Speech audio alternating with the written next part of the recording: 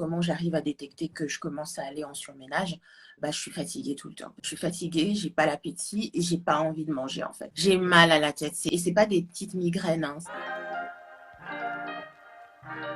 Bienvenue sur l'Instant Glow, le podcast des entrepreneurs qui souhaitent vivre une vie de rêve sereinement.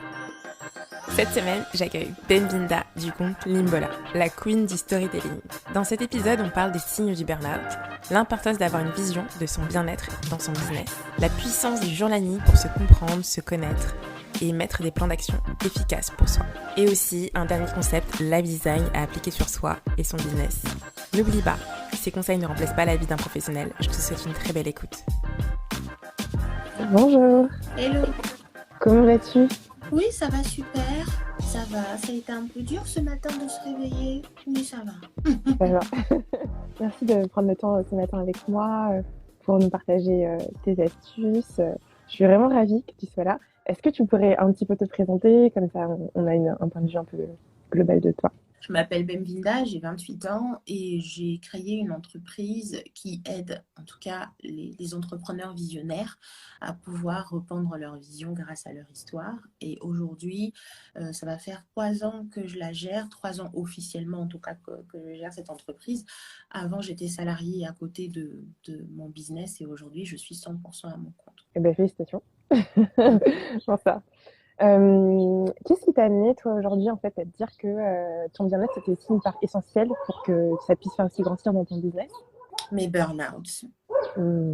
Voilà, je peux exposer sur le sujet du bien-être dans le business pendant très longtemps parce que je l'ai profondément vécu.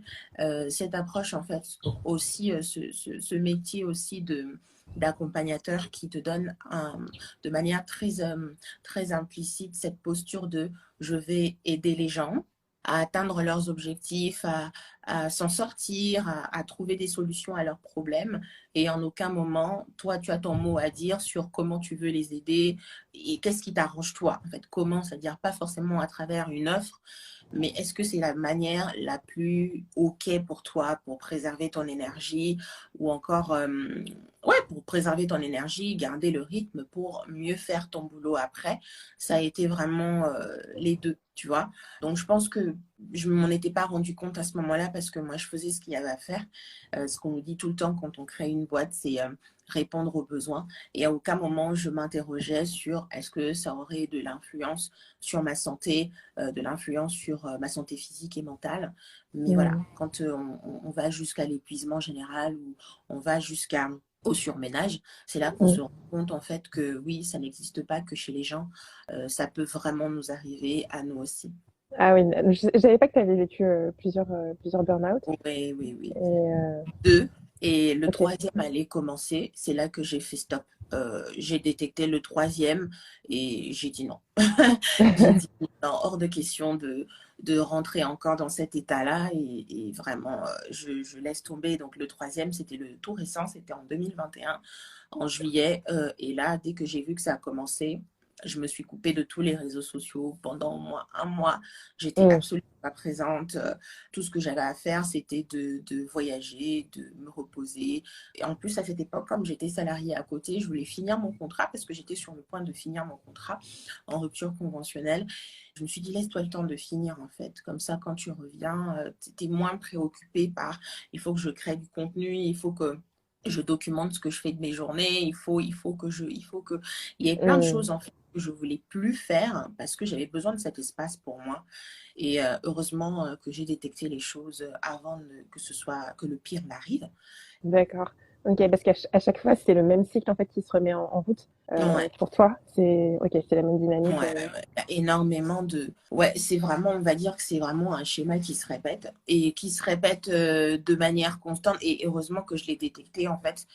Un exemple tout bête de comment j'arrive à détecter que je commence à aller en surménage, je suis fatiguée tout le temps. C'est-à-dire quand je suis fatiguée tout le temps, c'est peu importe que je dorme, que je ne dorme pas. Je Mhm. suis épuisée. En fait, quand je dors, je suis encore plus épuisée au réveil que lorsque je me suis endormie. Et la deuxième Mhm. chose, c'est souvent, j'ai pas l'appétit. Je suis fatiguée, j'ai pas l'appétit et j'ai pas envie de manger, en fait. C'est-à-dire, même si je peux manger des trucs hyper. Je me dis, allez, je vais pas cuisiner, je vais peut-être manger au restaurant. J'arrive pas à finir mon plat parce que ben, j'ai l'impression que mon ventre il est gonflé, alors que rien du tout, j'ai pas mangé depuis le matin. Le troisième signe, c'est aussi j'ai mal à la tête en fait. Ah non, non, non, non. J'ai mal à la tête. C'est quelques mots. Et c'est pas des petites migraines, hein. C'est vraiment des migraines où bah, quand tu poses ta tête, même sur l'oreiller, tu as mal. Je suis même obligée Mhm. des fois, je me rappellerai toujours dans un seul mois, j'étais obligée de dormir 3 fois assise Mhm. parce que j'avais pas d'autre choix. Une fois que je posais ma tête, j'avais mal, j'en pouvais plus, je tournais en rond. J'allais dans la salle de bain mouiller, je sais pas, une serviette pour la mettre sur ma tête et juste rester comme ça. Je prenais des Doliprane à minuit, 1 heure, j'en pouvais plus et je me suis dit, tu sais quoi, tu vas dormir debout. Donc 3 fois, j'ai dormi comme ça. Ah Et ouais. Mhm. ouais, ça arrivait jusqu'à ce niveau-là. Et quatrième, c'est que bah, je suis nerveuse pour un tout et pour un rien. Dès que tu me poses la question, je te réponds de manière hyper agressive, sans pour autant me rendre compte en fait que je suis agressive avec toi. Je réponds comme ça parce que je me dis, j'ai pas le temps, j'ai pas envie de m'attarder sur les gamineries ou sur les mignonneries. Pas du tout bienveillante dans ma manière de parler et je pars du principe que tu devrais comprendre tout de suite, sinon tu me fais perdre mon temps. Ouais, je suis pas gentille en fait quand je commence à être en surménage. Socialement avec les gens, c'est vrai que c'est pas très simple. La dernière chose des symptômes, c'est souvent je pleure pour une raison qui m'est totalement inconnue. Je pleure. D'accord. Le matin, je me lève, ma vie, elle est vraiment moche. Mhm. C'est pas, je pleure. Voilà, tous ces petits signes-là, je me suis dit, c'est pas normal qu'une personne tous les jours doit avoir au moins l'un des symptômes. Et je pense que c'est juste un épuisement général. Et je pense la dernière fois, je me suis dit, ouais, ça recommence. Et donc, je me suis coupée. Donc voilà, c'était ça en tout Ok. cas pour répondre à ta question. Tout ça dépend vraiment du fait que, bah, premièrement, tu es entrepreneur, tu as envie que ta boîte elle puisse se développer. Et deuxièmement, vu qu'on est dans les métiers d'accompagnement, souvent on part du principe que ce sont les autres qui ont besoin d'aide et pas forcément nous à ce temps présent-là, que nous on est là pour les aider. C'est pas qu'on n'a pas besoin d'aide parce qu'on sait tout, pas du tout, hein. C'est qu'on n'a pas besoin d'aide parce qu'ils sont venus à nous pour Mhm. être aidés, donc c'est à nous de pouvoir jouer ce rôle-là. Peu importe si notre façon de faire ne correspond pas en fait à notre énergie, bah, nous on veut quand même tout donner parce qu'on veut les aider. C'est une grande erreur parce que ça m'a Ok. mené au surmenage, ça m'a mené au surmenage et Mhm. je veux plus rentrer dans cet état, pas du tout. Oui, ce que tu dis, en fait, je pense que ça va aussi pas mal aider pas mal de gens qui peuvent être dans cette situation-là, se rendent pas compte, qui ont aussi certains symptômes, comme tu le dis, et te dire, bon, bah, en plus, enfin, de toi, tu es quand même dans on a la sensation que tu es dans une réussite entrepreneuriale. On se dit, attends, quelqu'un qui est à ce niveau-là a déjà vécu ça? Ok. Donc là, si j'ai les symptômes, si ça me parle, voilà, faites-vous accompagner, voilà, prenez soin de vous, prenez du recul. Et du coup, à ce moment-là, du coup, qu'est-ce que tu mets en place voilà, pour éviter de retomber du coup dans ce burn-out ou voilà, dans ce Ouais. surménage. Alors, qu'est-ce que je mets en place? J'écris beaucoup à moi-même, tu vois. La première étape, c'est d'essayer de comprendre ce que je sens. Ça, c'est vraiment pour moi l'essentiel. Pourquoi? Parce que ça peut être aussi passager. Tout comme ça peut ne pas être passager. Enfin bref, je sais pas, voilà, mais moi, je pense que la connaissance de soi, c'est un outil très puissant qui peut nous aider à plusieurs stades de notre vie. Qui peut résoudre aussi plusieurs problématiques dans notre vie, et notamment quand on ne se sent pas bien, se connaître ou écrire à soi-même pour pouvoir reconnaître ce qu'on ressent, c'est important. Donc pour moi, ce que j'essaie de faire en premier lieu, c'est de comprendre ce qui m'arrive. Je tiens par exemple à un journal qui regroupe absolument mes émotions, hein, par date, par période. Voilà, je ne le fais pas tous les jours, mais je le fais quand j'en ai vraiment besoin parce que c'est une méthode qui m'apaise et c'est une méthode qui me permet juste de me recentrer et de savoir réellement qu'est-ce qui m'arrive. Il faut que je décrive exactement ce qui m'arrive. J'ai envie de pleurer, j'ai envie de vomir, je me sens pas bien, j'ai la tête qui tourne. J'ai écrit absolument tout, que ce soit physique ou que ce soit émotionnel. Qu'est-ce que je sens? Qu'est-ce que j'ai envie de faire?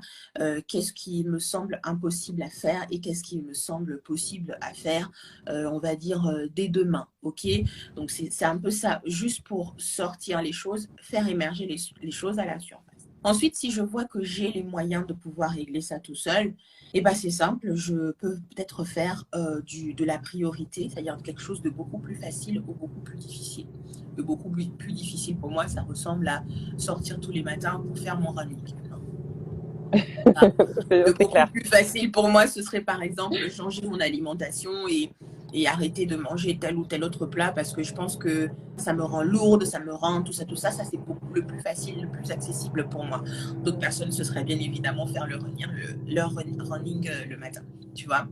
Et tu vois, il n'y a pas que faire une écriture à soi-même, il y a aussi poser des plans d'action concrets en fait pour juste résoudre du petit problème au plus grand, tu vois. C'est ça que moi je fais. Ça, c'est vraiment deux choses que je fais de manière hyper simple. Et la troisième chose, c'est me recentrer sur ma vision, en fait. C'est bête, mais c'est souvent un exercice que nous, les entrepreneurs, on oublie souvent parce que on est dans le feu de l'action. Tu sais, l'année passe et tu te dis, mon Dieu, c'est passé où mon année? Qu'est-ce que j'ai fait? J'ai l'impression d'avoir rien foutu, c'est passé très vite. Mais en fait, le fait de pouvoir se recentrer pratiquement tous les trimestres ou encore tous les mois sur sa vision pour checker, OK, voici ce que je devais faire, mais je n'ai pas fait. Est-ce que c'était nécessaire que je me fixe cet objectif? Est-ce que ce n'était pas beaucoup trop ambitieux? Bah si, OK, hop. Est-ce que je peux le faire le mois qui suit? OK, donc focus, première tâche à faire, c'est ce mois-là. Est-ce qu'il y a beaucoup trop de choses qui l'encombrent? Oui, bah, je les enlève en fait.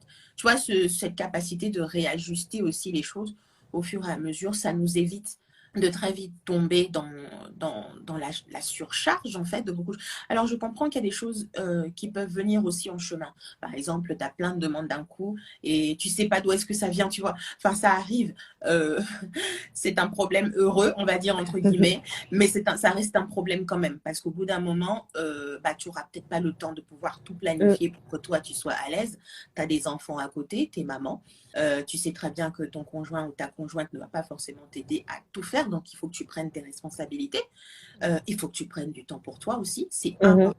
Comment tu fais?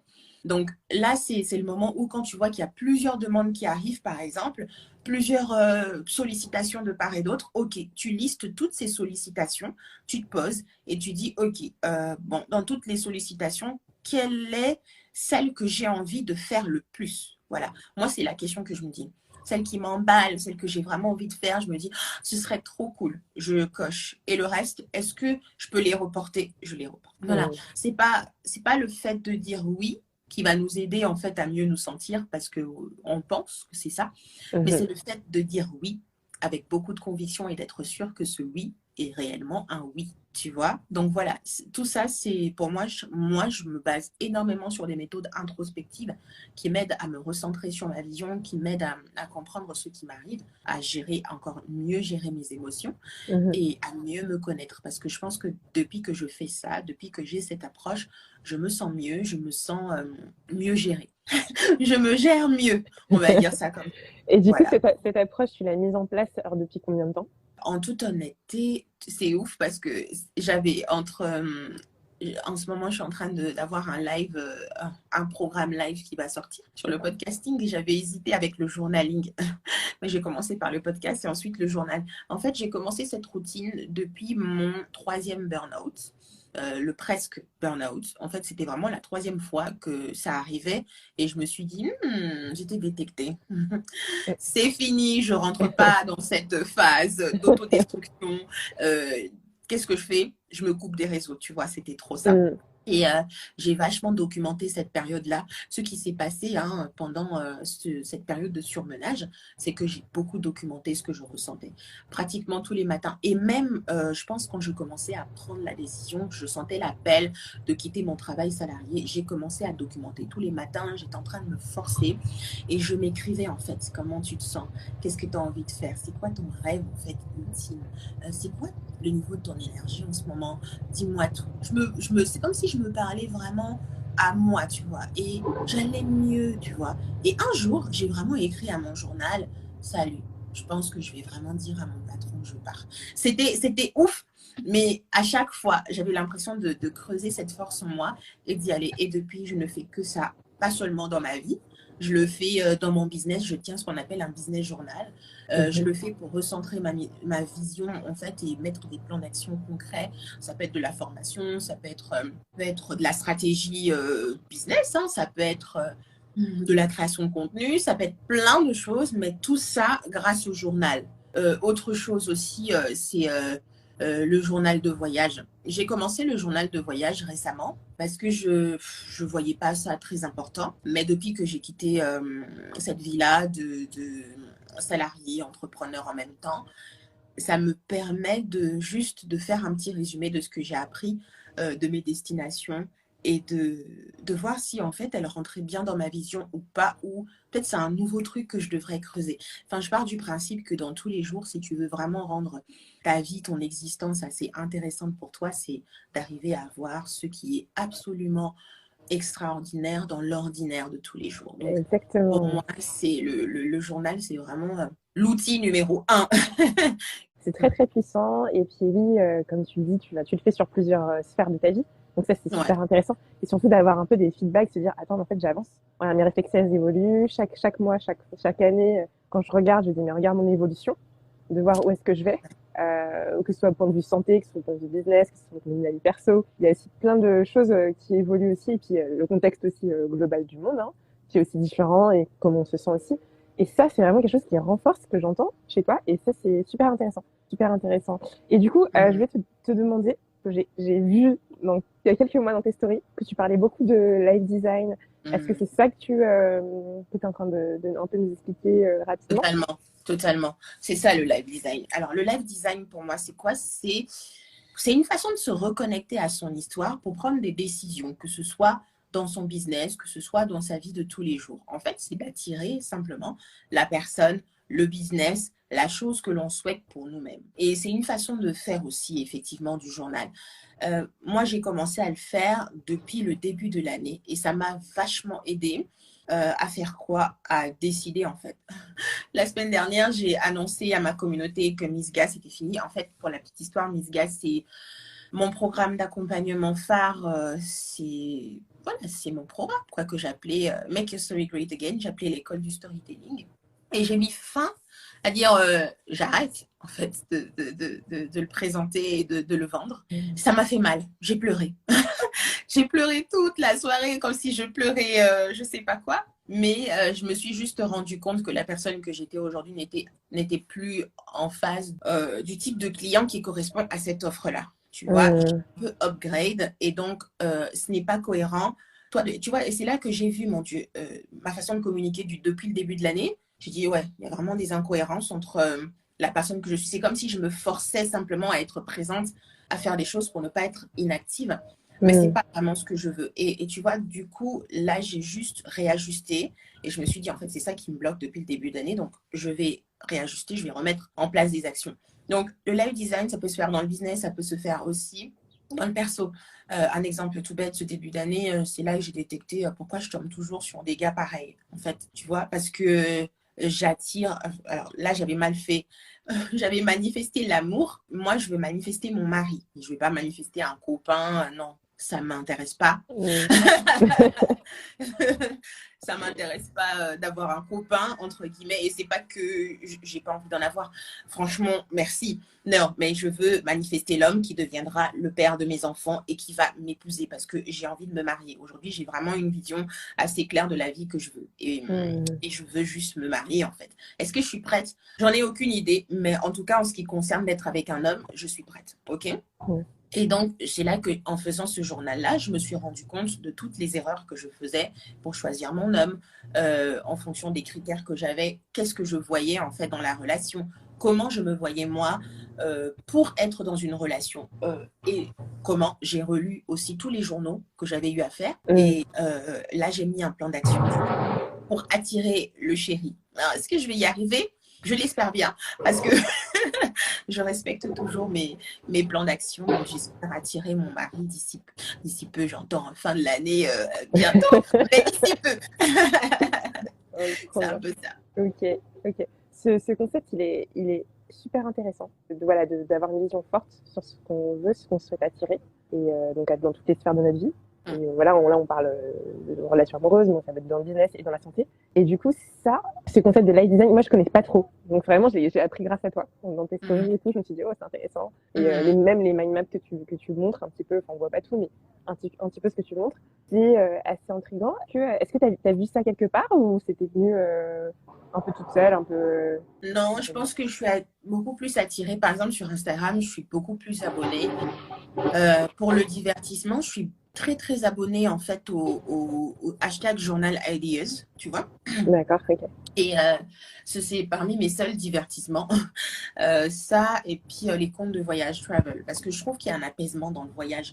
Chose que je ne savais pas en fait, parce que j'avais pas les moyens de voyager quand j'ai commencé mon business, parce que j'avais pas les moyens, ni les ressources, ni... pas que les moyens financiers, hein, c'était aussi en français trop compliqué, j'aurais appelé infrastructure. En gros, une configuration de ma vie qui fait que voyager ne soit pas un problème, tu vois. Ne pas être étudiante étrangère, ne pas être machin, donc galérer toujours quand il s'agit de demander des visas, etc. Donc, ce qui fait que c'était très compliqué.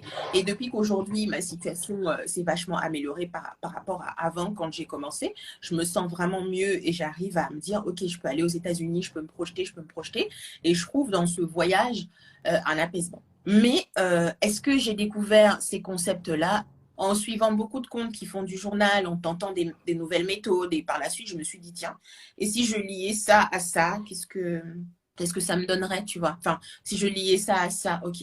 Si je liais ça, c'était vraiment des essais-erreurs. Je pense que je suis une nana un peu très créative à ce niveau-là, surtout quand je suis déterminée à rentrer dans le fond, dans un outil en particulier, et ben j'y vais à fond.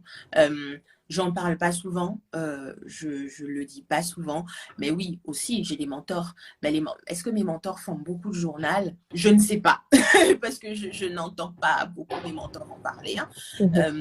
Mais moi, personnellement, je fais pas mal de journal et c'est en testant certains outils, différentes méthodes, en fait, que là, j'arrive à aboutir à une certaine façon d'écrire à soi-même qui est totalement différente et qui me donne des résultats. J'arrête de pleurer, j'arrête de chouiner, je me recentre sur ma vision et je mets des actions très claires, je détecte ce qui ne marche pas.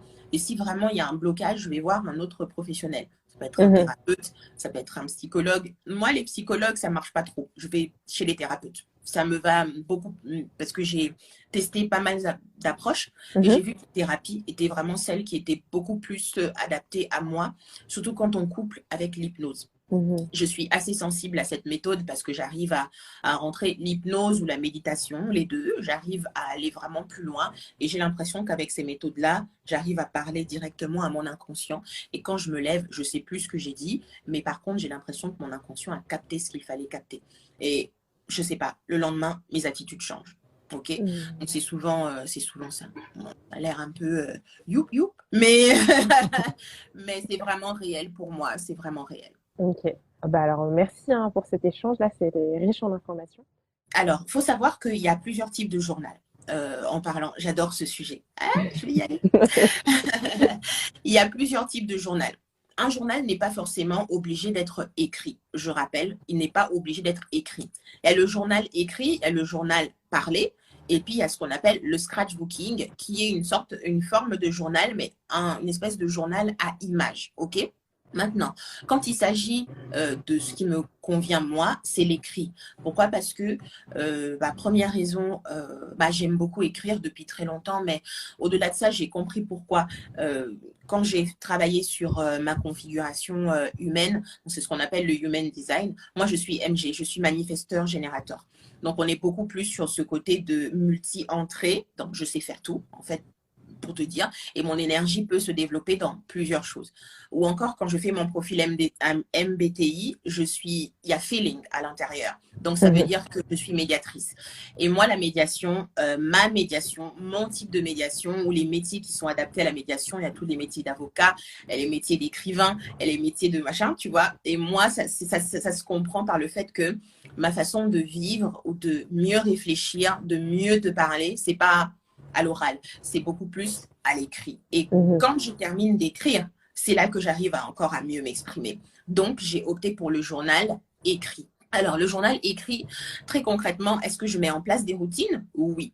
Alors, quand je suis dans une période de ma vie où je sens qu'il y a beaucoup de flou, par exemple, ce début d'année, j'ai vraiment vécu ce début d'année très difficile. Ça a été très, très dur. J'ai vécu un désalignement profond. Je venais de quitter mon travail au mois d'octobre. Et puis, c'est des choses que tu ne peux pas forcément parler à tes proches parce qu'ils ne vont pas te comprendre. C'est tout. Donc, la meilleure chose pour moi, c'est mon journal. J'ai quitté mon travail en octobre 2021. Et en toute honnêteté, j'avais quitté ce travail-là, ce job. J'aimais bien mon job, il n'y a pas de souci. C'est juste que ma vie d'entrepreneur et ce job étaient devenus vraiment très incompatibles. Impossible de continuer les deux. Donc, j'ai pris la décision de partir. Et quand j'ai quitté mon travail, je n'avais pas quitté avec le truc que j'étais cadre, machin, j'ai toujours été bien payée et je vais commencer un business de zéro. Pas du tout. Moi, j'ai quitté mon job avec tout le background que j'avais créé autour de moi, tout le personal branding, tout, on va dire, l'autorité sur le marché du storytelling, entre guillemets, que j'avais créé. En gros, je ne commençais pas à créer mon image, je ne venais pas, non, j'avais quitté avec quelque chose, avec un business qui faisait déjà, quand j'arrivais à lancer mes offres, je faisais déjà les 5 chiffres, j'arrivais déjà à vendre un peu plus un certain niveau. Mais le truc, en fait, ce qui s'est passé, c'est que je pensais que les personnes qui sont arrivés à développer leur business pendant qu'ils étaient salariés, ils ont qu'à appuyer un certain bouton. Parce que quand on est salarié, on n'a pas le temps de tout faire. On a 20 heures, par exemple, dans la semaine pour bosser, donc ce qui fait qu'on est absolument focus, sinon rien ne se passe, tu vois. Et moi, j'étais comme ça. C'est-à-dire, dès que je rentre dans mon bureau, même si tu m'appelles pour me dire que tu t'es cassé la jambe, je te rappellerai plus tard. Mais je dois bosser parce que si je ne le fais pas, je vais repousser mes tâches, ça va être compliqué. Et du coup, c'est vrai que ça faisait de moi quelqu'un d'assez insociable. Je n'avais pas de vie sociale. En fait, mon taf était ma vie, très clairement. Et quand tu quittes toute cette sphère-là, tu dis maintenant que j'ai le temps, tout ce que j'ai à faire, c'est d'appuyer le bouton, en fait, pour que les choses décollent. Mais en fait, non. Ce bouton-là n'existe pas. Et il n'y a pas de bouton. C'est toi qui décides, en fait, de ce qui se passe. Est-ce que tu reprends de zéro ou est-ce que tu te développes? Et aussi, c'est la configuration de toute ta vie et l'énergie avec laquelle tu as bâti ce business-là pour lequel tu quittes. Moi, j'ai bâti ce business avec une énergie masculine très prononcée, ce qui fait qu'au bout de 2 ans, 3 ans, j'ai vécu des épuisements constants sans pour autant me demander qu'est-ce qui était bon pour moi. Est-ce que je suis obligée de faire un coaching one-on-one individuel? Eh bien, clairement non, parce que si je faisais l'individuel, c'est après que je me suis réveillée. Si je faisais beaucoup d'individuels, eh ben, je sombrerais encore dans le burn-out. Est-ce que je suis obligée, même si je fais un coaching de groupe, d'être présente dans le groupe tout le temps? Eh ben non, parce que si je continue à être présente dans le groupe tout le temps, c'est la merde pour moi, étant donné que je n'aurai pas assez de temps pour dormir, pas assez de temps à la place. Il faut que je crée des formations. C'est juste pour vous dire que tout ça, je l'ai détecté parce que je m'écrivais en fait. Benvinda, qu'est-ce que tu sens en ce moment? Comment ça se passe dans le business quand tu sens ça en fait? Qu'est-ce qui te pousse à te sentir nul? À un moment donné, il y avait vraiment ce truc en mode, je me posais des questions existentielles. Par exemple, est-ce que je suis vraiment une CEO? C'est trop bizarre quand je rentre dans mon business, on dirait que je ne suis pas la femme que je projette à l'extérieur. On dirait que non, ce n'est pas pour moi ça. Et je refermais mon ordinateur systématiquement. Ça s'est passé comme ça en novembre, en décembre, même quand j'étais en train de lancer mes offres. Dehors, tu prends le visage où tu es bonjour. Mais à l'intérieur, quand tu appuies sur off de l'écran, tu n'es pas bien. Tu vas sur ton lit, tu dis, mon Dieu, ça ne va pas, et tout, etc. Et ça continuait comme ça jusqu'à ce que je comprenne, en fait, que mon message est en train de changer. Le type de clientèle que je vise est en train de changer. Je suis en train, moi-même, en tant que personne, d'upgrade. Je vais plutôt sur ce discours de reprogrammation du subconscient. Ça fait un peu mais pas du tout. C'est juste parce que si je suis arrivée, parce que mon histoire a changé, mon histoire personnelle a changé. Tu vois? Donc, à chaque fois que je me reconnecte à mon histoire, je commence à détecter ce qui ne va pas, ce qui fait que j'arrive pas à passer au next step de mon business, c'est parce qu'il y a un truc qui bloque. Donc, je n'ai pas encore accepté la personne que je suis aujourd'hui. Je n'ai pas encore fait le deuil de la personne du passé pour embrasser celle du présent. Celle du passé racontait plein de choses. Par exemple, je vais t'aider parce que je sais que tu as de la magie en toi et cette magie-là, je vais t'aider à la voir. Mais pourquoi réellement? Parce que quand on bosse à côté de son travail salarié, quand on a une passion à côté de son travail par défaut, on dira ça par exemple, ou quand on est salarié et qu'on rêve d'une autre vie, on pense qu'on n'a pas les épaules nécessaires ni la carrure nécessaire pour gérer un business. Et donc, moi, je suis là pour te montrer en fait qu'il y a des choses hyper magiques en toi grâce à ton histoire. Mais moi, j'ai quitté cette vie-là. Je suis maintenant à mon compte. Alors, qu'est-ce que ça veut dire? Qu'est-ce que ça veut dire pour moi? Ça veut dire que je suis arrivée à créer un héritage, une histoire que je pourrais raconter à mes clientes, que je pourrais raconter à toutes ces personnes qui sont dans cette situation-là. Donc, il faut que ça change. Mais pour le changement, il faut que je reprogramme mon subconscient en lui disant constamment, tu peux, tu y es arrivé, tu peux.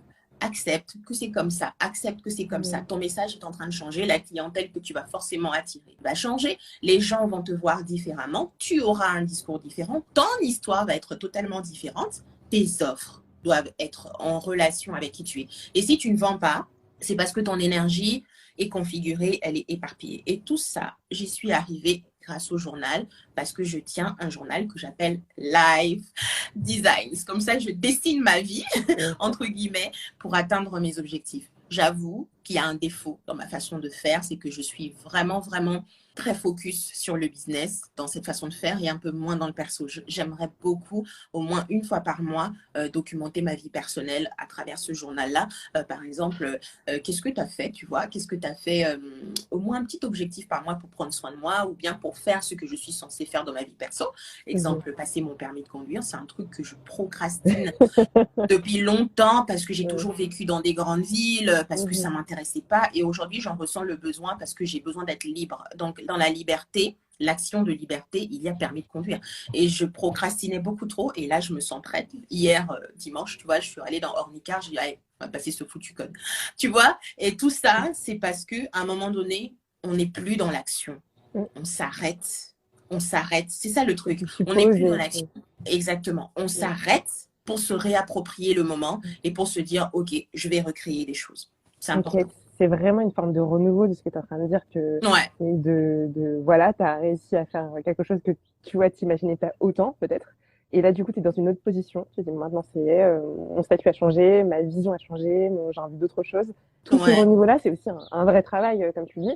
Ou même passer son permis, ça paraît anodin, mais ça prend du temps. Je te remercie en tout cas pour cet échange qui a été super riche. Je pense que ça a apporté à beaucoup de monde en tout cas. Surtout cette notion de life design, voilà comment tu écris, ta façon d'écrire, ta façon de poser les choses, les étapes que tu mets en place. Merci beaucoup. Si là tu as une entrepreneuse qui débute et qui est dans une situation de burn-out, quel serait le conseil que tu lui donnerais tout de suite? Arrête-toi. En toute honnêteté, le premier conseil que je donnerais, c'est arrête-toi. Alors, je ne peux pas dire genre du jour au lendemain ne fais plus rien, c'est faux. C'est pas cette façon de faire qui va résoudre le problème. J'ai toujours dit que c'est comme des athlètes professionnels ou des sportifs de haut niveau. Tu peux pas leur dire d'arrêter de s'entraîner. Ils vont plutôt finir chez le psy. Ils vont faire des... Non, c'est vrai, ils vont encore être plus en bad que si tu leur demandes de faire les choses progressivement, tu vois. Moi, je pense que la première chose quand on se sent en burn-out en ce moment parce que ça va pas, et en plus, la configuration actuelle en France, on est en France, elle est assez lourde en fait. Moi, je suis rentrée, j'étais à Kinshasa, j'allais voir ma maman. J'étais un peu mieux là-bas. Et quand je rentre ici, c'est lourd. Je me suis dit, c'est quoi cette énergie-là qui plombe ma vibe? Mais la première chose, quand tu sens que ça ne va pas, que ça commence à traîner, ça commence à tirer, arrête-toi. Pour au moins un jour ou deux, lève le pied. Ça te permet en fait de juste prendre le temps de t'arrêter et de regarder ce qui se passe autour de toi et surtout comment toi, tu fais les choses et est-ce que ces choses que tu mets en place encore aujourd'hui te correspondent. Par exemple, moi, j'avais mis en place déjà un calendrier éditorial pour le mois de mai. Pendant 1h ou 1h30 la semaine dernière, j'avais bossé dessus. Je savais déjà à peu près qu'est-ce que je poste dans ma newsletter, qu'est-ce que je poste dans mon podcast, qu'est-ce que je poste. J'avais tout bossé, mais vraiment, parce que ça me prend du temps, étant donné que j'ai 4 médias. Donc, il faut que je fasse 4 calendriers différents et que j'arrive à les matcher en un seul pour un mois. Et je me rends compte, quand j'ai annoncé que mon programme d'accompagnement c'est fini, je me rends compte que la plupart de la communication que j'avais mis en place, les posts que j'avais mis en place, bien évidemment, menaient à ce programme-là. Bah, tu fais quoi? Tout à revoir, quoi. T'as repensé à recréer, quoi. Exactement, mais c'est parce qu'à un moment donné, tu t'arrêtes pour le voir. Et si tu t'arrêtes pas et que tu es toujours dans le feu de l'action, le problème, c'est que tu es toujours dans l'action, et tu sais pas, en fait, savoir comment je me sens. La question, c'est ça, comment je me sens. En tant que coach, on est vraiment là sur... on veut aider nos clients à atteindre leurs objectifs. On veut vraiment aider nos clients. Bon, pour ceux qui sont vraiment dans cette vibe-là, on veut vraiment aider nos clients à atteindre leurs objectifs, à avoir des résultats qu'ils souhaitent. Mais à aucun moment ou presque jamais, on se pose la question de qu'est-ce qui est bon pour nous. C'est-à-dire, qu'est-ce qui nous arrange, nous. Je suis désolée, par exemple, voilà, j'aspire à une famille aujourd'hui. Le jour où j'aurai mon futur mari, je ne vais pas dire je veux coacher mes clientes de la même manière pour avoir du temps pour lui. Non, non, non, non, non, non. Je dois dégager assez de temps pour avoir de la place pour cette relation. Donc, ça veut dire que ma façon de coacher les gens vont complètement changer. Est-ce que ça va être du groupe? Peut-être oui, mais on se verra peut-être une fois par mois. Par contre, dans la formation que je vais fournir, il y aura absolument tous les éléments pour qu'elle puisse travailler en toute autonomie. Par exemple, on ne crée pas des formations juste parce que ça fait joli, on est formatrice, etc. Non, c'est des modèles, c'est des façons de pouvoir créer des produits qui nous permettent à nous, derrière, d'être un peu plus souples dans notre vie personnelle pour pouvoir délivrer de la valeur. Et moi, c'était des questions que je ne me posais pas du tout avant. C'était, OK, dans le business, on fait des accompagnements en individuel. Je suis consultante ou coach. J'y vais et je fonce. Juste parce que je me rends compte, en fait, que non, ça, c'est burn-out. Ça, c'est machin. Ça, c'est machin. Donc, c'est ce que j'ai envie de faire. J'aurais envie de continuer à les voir en individuel.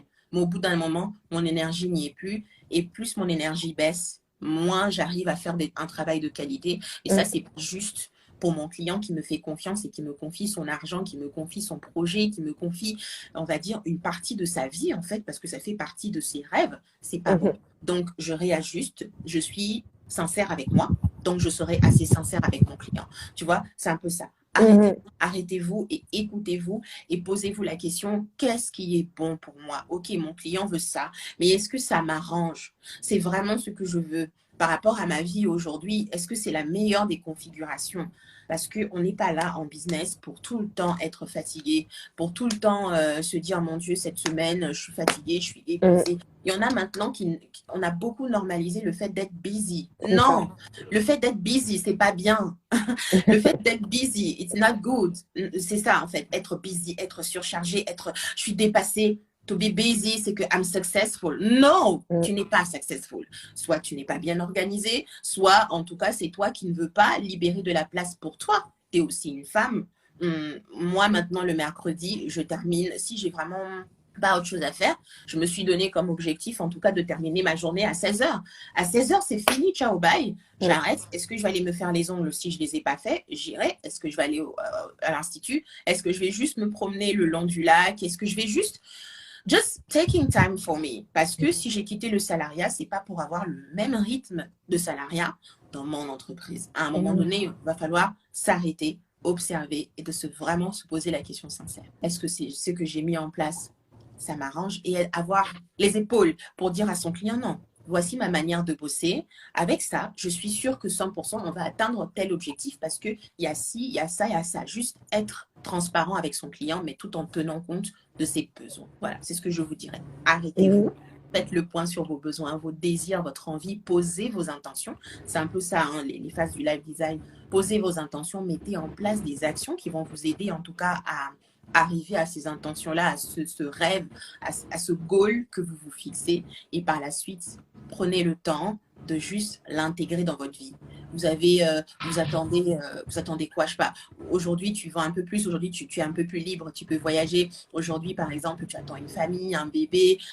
Tu attends, par exemple, tu viens d'être en couple ou tu viens d'avoir, je sais pas, ton permis de conduire ou n'importe quoi dans ta vie. Prends le temps aussi, tu vois, de digérer un peu ça, de te dire, all right, I'm becoming. Et si on ne prend pas ce temps-là, on ne pourra pas du coup déterminer la suite du procès. Super conclusion. J'ai rien d'autre à dire. Non, c'était très complet. Je pense que ça va aider beaucoup de gens à réfléchir aussi à leur façon de travailler, à ce qui est sain aussi pour elles en termes de rythme, en termes de aussi se prioriser à certains points. Parce que le business, c'est bien, c'est important de faire du chiffre, mais oui, se préserver, c'est aussi pour la longévité de soi et de son business, et surtout de prendre du plaisir. Que la vie, on n'est pas fait pour subir notre entreprise. qu'on n'est pas fait non plus pour subir chaque jour des choses compliquées. Donc voilà. Exactement. Et puis, pardon, juste pour finir, c'est que des fois, il faut accepter, je ferai moins de chiffres. Ok, ça a été dur pour moi de l'accepter en toute transparence à toutes les personnes qui me regardent actuellement. C'est que depuis le début de l'année, j'ai fait moins de chiffre d'affaires que l'année précédente, par exemple. J'avais fait mon chiffre d'affaires de l'année précédente au premier trimestre. Et j'étais là en mode, oh, ça existe ça. Yeah. Mais cette année, en toute honnêteté, j'ai pas fait le chiffre d'affaires que je m'étais fixé. Et en plus, il a sérieusement baissé. Mais pourquoi? Parce que j'ai accepté d'avoir un autre rythme par rapport à ce que j'ai d'habitude. Alors, est-ce que je peux me le permettre? Oui et non, parce que d'un moment, tu as un train de vie que tu aimerais continuer à mener, mais là, j'ai dû faire la croix à plusieurs de dépenses que j'ai l'habitude de faire. Telle autre chose, bon, les choses auxquelles je ne déroge pas, c'est d'aller à l'institut ou c'est aller me faire les ongles. Ça, franchement, même si je dois enlever ça, ça ne va pas le faire. Ça va pas le faire. Mais tu vois, les dépenses autour qui sont pour moi, bon, que je peux reporter ou etc., je les ai enlevées, mais pourvu que je me sente mieux, pour que lorsque j'arrive à prendre les meilleures décisions et que je mette en place les meilleures choses, en fait, le meilleur arrive, en fait. Et quand la situation va revenir, parce qu'il faut avoir la foi aussi que les choses vont revenir à la normale, et ben en fait, là, je pourrais activer les choses et continuer dans mon énergie. Une femme, je pense, en tout cas, moi je suis une femme alpha. Je m'en suis rendu compte et je l'ai accepté aujourd'hui. Les femmes alpha sont des femmes en fait qui ont tendance à être des leaders, qui prennent les devants, qui prennent les grosses décisions, qui sont toujours celles qui portent la vision et qui te disent ok, moi je pense que je vais faire ci, je vais faire ça, on peut faire ci, on peut faire ça. Il y a beaucoup de personnes qui sont très épanouies à faire l'exécution de cette vision et ça je le respecte beaucoup. Mais tu vois, à chaque fois il faut aussi accepter que la décision que j'ai prise m'emmènera un peu moins de chiffres tout de suite. Mais après, dès que j'aurai fini le vrai travail de fond, et ben forcément, ça va décoller. Donc, il faut accepter. C'est important pour les entrepreneurs aussi. Et puis, de toute façon, c'est un travail aussi de toute une vie. C'est une carrière. C'est pas sur l'instant T, en fait, que... Exactement. Il faut vraiment voir ça sur du long terme et ça rend aussi plus serein dans ses décisions. Et aussi, voilà, juste toutes les décisions quand on se dit c'est sur du long terme que je fais ça. C'est tout de suite, ça pose des choses aussi, quoi. Que ce soit dans tous les domaines de notre vie, en fait. Hein. Ouais, on devrait juste se dire ça. En fait, je ne vis pas sur 2 semaines, 1 mois, 1 an, 2 ans, 10 ans. Non, en fait, il me reste quand même pas mal de temps à vivre. Oui, c'est ça, c'est sur le long terme, c'est ça. C'est vraiment ça. Ok. Bah, merci. De rien. Non, merci beaucoup pour ton partage, très riche. Donc, des remerciements essentiellement. Passe une très belle journée. Salut. Ciao. Merci d'avoir écouté. Si tu es encore là, c'est peut-être que l'épisode t'a plu. Si c'est le cas, rendez-vous sur moniquemamo.com pour accéder à toutes les notes et les ressources de l'épisode. Je t'invite également à t'abonner sur ta plateforme préférée et à me laisser un commentaire 5 étoiles. À très vite au prochain épisode.